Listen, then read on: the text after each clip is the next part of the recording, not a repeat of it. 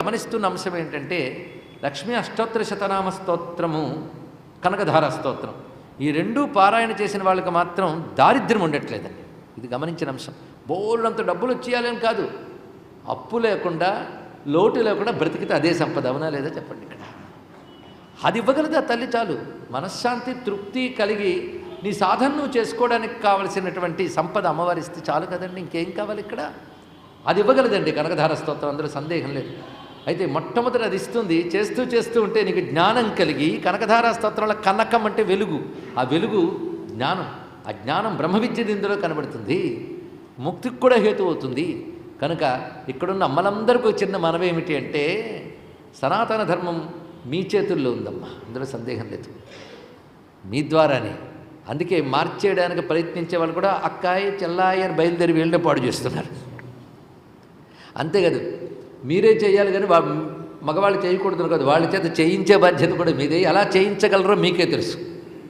ఎందుకంటే కావలసినవి ఎలాగ అతని చేత చేయించుకోవాలో కళలు తెలిసిన స్త్రీమాతలు వాళ్ళు తప్పకుండా ఈ ధర్మం కూడా వాళ్ళ చేత చేయించడానికి బాధ్యత వహించాలి. ఇది చాలా ప్రధానమైనటువంటి అంశం. ముఖ్యంగా స్త్రీకి ప్రధానంగా ఇది మహాలక్ష్మి భారతంలో స్వయంగా తాను ఇంద్రుడితో చెప్పిన మాటలు మీకు ఇక్కడ క్లుప్తంగా చెప్పడం జరుగుతుంది. లక్ష్మీ మహావైభవంలో ఏమనంటే, గృహశుద్ధి, పాత్రశుద్ధి, పాకశుద్ధి, ఈ మూడు ఉంటే మహాలక్ష్మి ఉంటుంది అన్నారు. ఇక్కడ ముందు గృహశుద్ధి, ఇంటిని శుభ్రం చేసుకోవడం, ఇల్లంతా చెత్తగా ఉంచేసుకుని భజనలు చేస్తూ కూర్చుంటే ఏమీ అనుగ్రహం ఉండదండి. ముందు గృహశుద్ధి.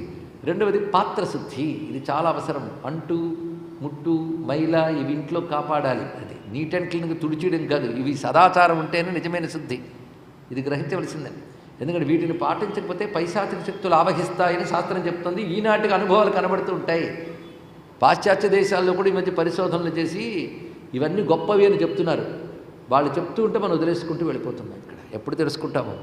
సరే, మొత్తానికి పాత్రశుద్ధి, పాకశుద్ధి, గృహశుద్ధి ఇవి పాటించాలి. అదేవిధంగా గుమ్మం, ఇంటి గుమ్మం ఎప్పుడు కాపాడుకోండి అమ్మా. గుమ్మానికి పసుపు కుంకుమ ఎప్పుడు ఉండాలి. ప్రతి గురువారం నాడు ఇంటి గుమ్మాలకు పసుపు కుంకాలు పెట్టడం, మామిడి తోరణం కట్టడం, ఇదొక్కటి అలవాటు చేసుకోండి. ఎందుకంటే ప్రతిరోజు లక్ష్మీదేవిని పూజించగానే శుక్రవారం అనేది చాలా ప్రధానం ఆ తల్లికి. కానీ శుక్రవారం నియమం చాలా ముఖ్యం. హిందువులకి అన్ని రోజులు గొప్పవే, అది తెలుసుకోవాల్సింది. అయినా ప్రధాన నియమాలు రెండు జాగ్రత్త పడాలండి. ఒకటి శుక్రవారం, ఇంకోటి ఆదివారం. ఈ రెండు ప్రధానం. అందులో ఇతరులకి ఒకరోజు ఒకరికి గొప్ప. యుగాల నుంచి భారతీయులకి రెండూ గొప్ప, తెలుసుకోండి ఇక్కడ. కానీ శుక్రవారం అమ్మవారిని ఆరాధించాలి, ఆదివారం అయ్యవారిని ఆరాధించాలి సూర్యభగవానుడి రూపంలో. ఈ రెండు రోజులు అత్యంత పవిత్రంగా ఉండాలి. తినరానివి తినరాదు అంటే మిగిలిన రోజుల్లో తినచ్చని చెప్పట్లేదు. ఆ రోజుల్లో ఆహార నియమం పాటించాలి. మాంసాదులు పుచ్చుకునే వాళ్ళు కూడా ఆ 2 రోజుల్లో మానివేయాలి. ఆ 2 రోజులు తినేవాళ్ళు తినచ్చు, తినకూడని వాళ్ళు తినరాదు ఎప్పుడు కూడా. ఆ పరంపరలో ఉంది. కనుక ఎవరికైతే పరంపరలో కుటుంబంలో ఉన్నదో వాళ్ళు తిన్నంత మాత్రాన పాపమేం లేదండి.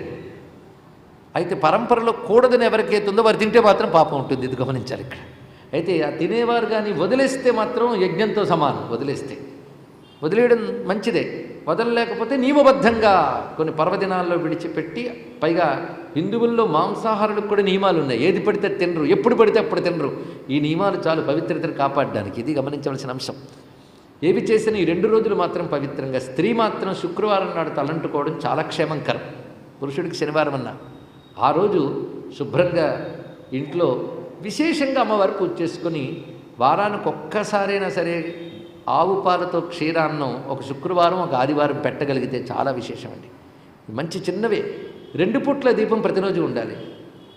అంతేకాదు, అనునిత్యం కూడా లక్ష్మీ అష్టోత్తర శతనామ స్తోత్రం, కనకధార స్తోత్రం చదువుకుంటే చాలు. ప్రధానంగా